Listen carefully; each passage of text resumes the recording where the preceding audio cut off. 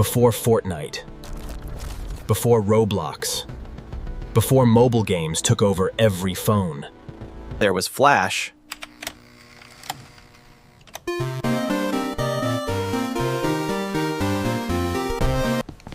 You didn't need a gaming PC.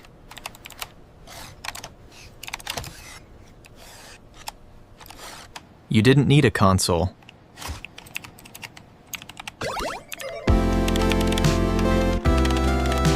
You didn't even need to download anything.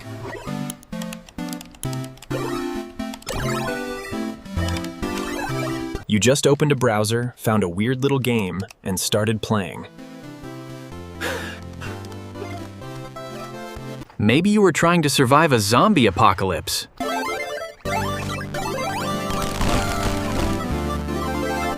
Or maybe you were supposed to be doing your homework while secretly playing games on the school computer. These weren't just random browser games.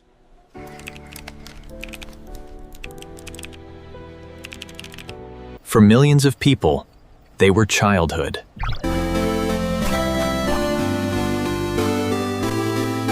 The golden age of Flash gaming was chaotic.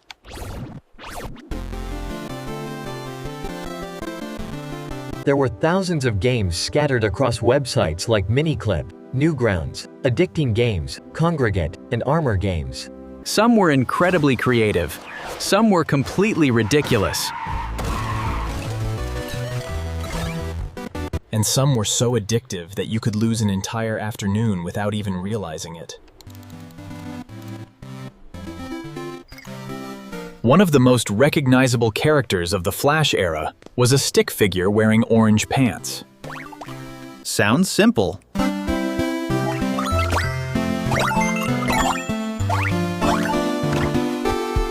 But Fancy Pants Adventures became one of the most beloved browser platformers of its time. It didn't look like a traditional video game.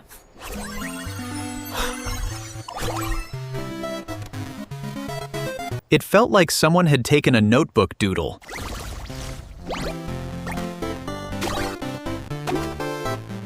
and turned it into a real adventure.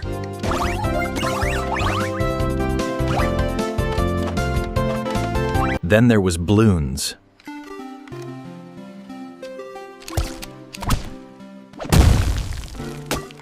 The concept was ridiculously simple.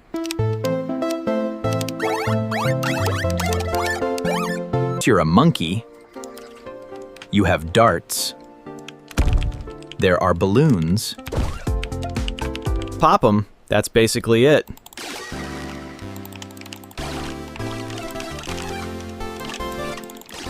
But somehow, you kept playing.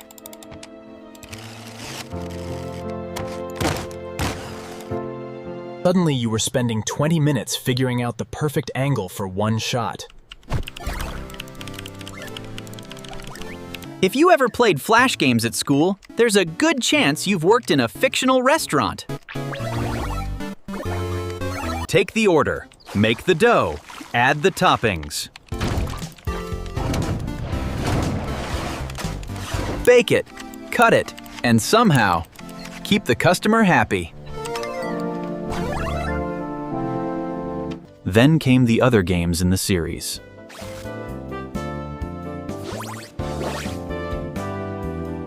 And somehow, millions of kids willingly volunteered for unpaid virtual employment.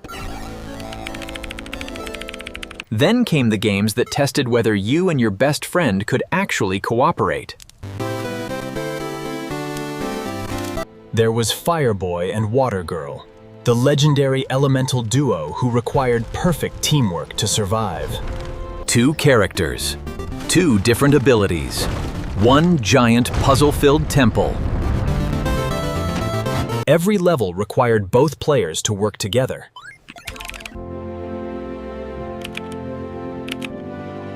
Of course, that cooperation didn't always last very long.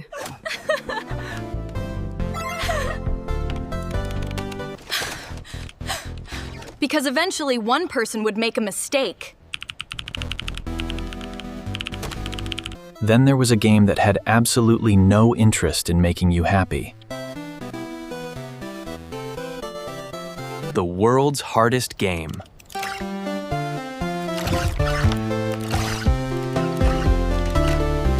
A tiny red square, moving obstacles. One goal, don't die. You could spend 10 minutes trying to complete one section.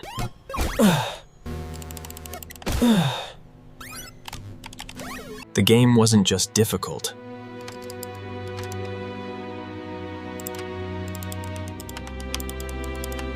It was personal.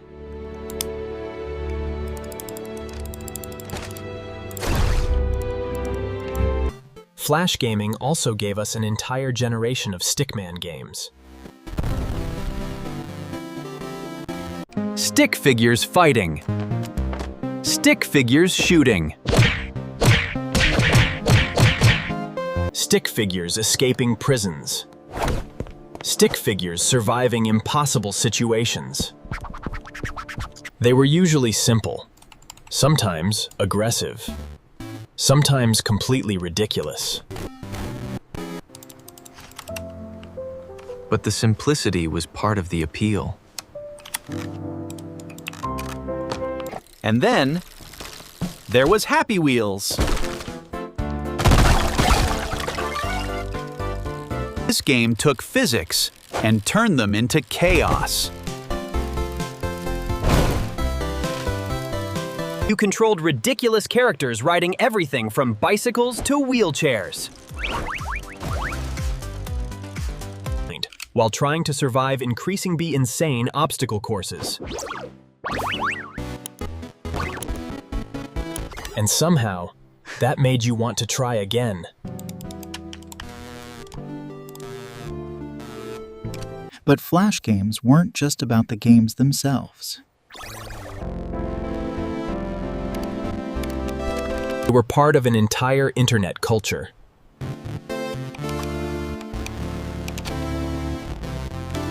You didn't need a massive studio.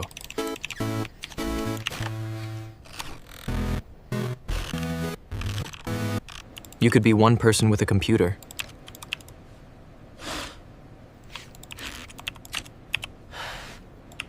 An idea, and enough time to learn Flash.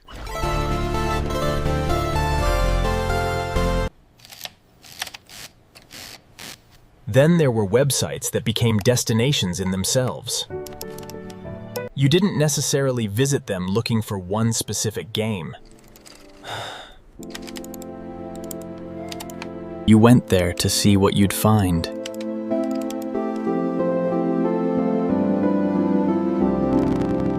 One game could lead to another, then another. Especially when the teacher walked toward your computer.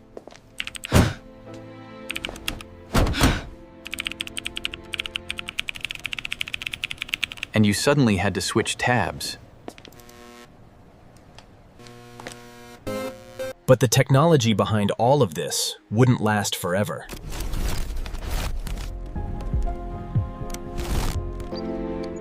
Mobile devices became more important.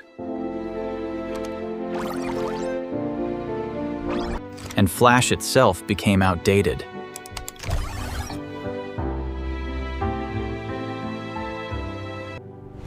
On December 31st, 2020, Adobe officially ended support for Flash Player. And on January 12th, 2021, Flash content was blocked from running. Just like that, an entire generation of browser games became much harder to access. And that's what makes Flash games so interesting.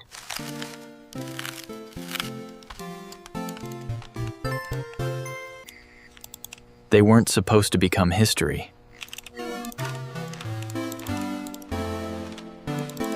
They were just games.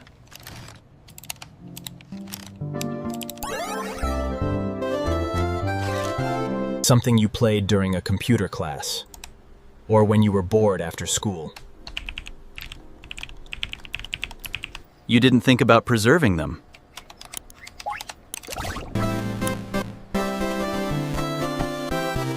You just clicked play.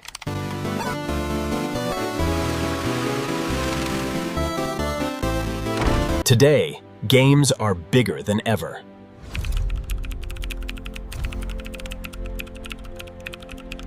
Massive worlds. Photorealistic graphics. Millions of players. But there's something strangely special about those old Flash games. They were small. They were weird. They were sometimes terrible.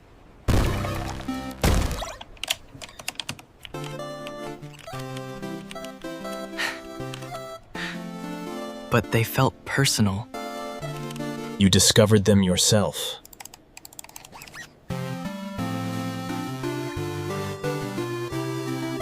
You shared them with your friends.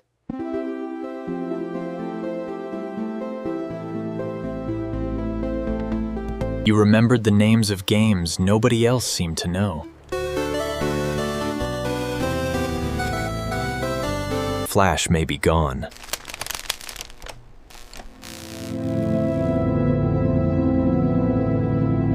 Right. But the memories aren't.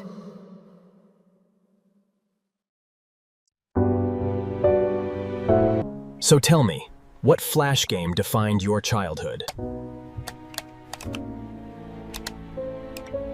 Was it Fancy Pants? Bloons? Papa's Pizzeria? Fireboy and Watergirl? Happy Wheels? Or some completely forgotten game that only you remember? Drop it in the comments.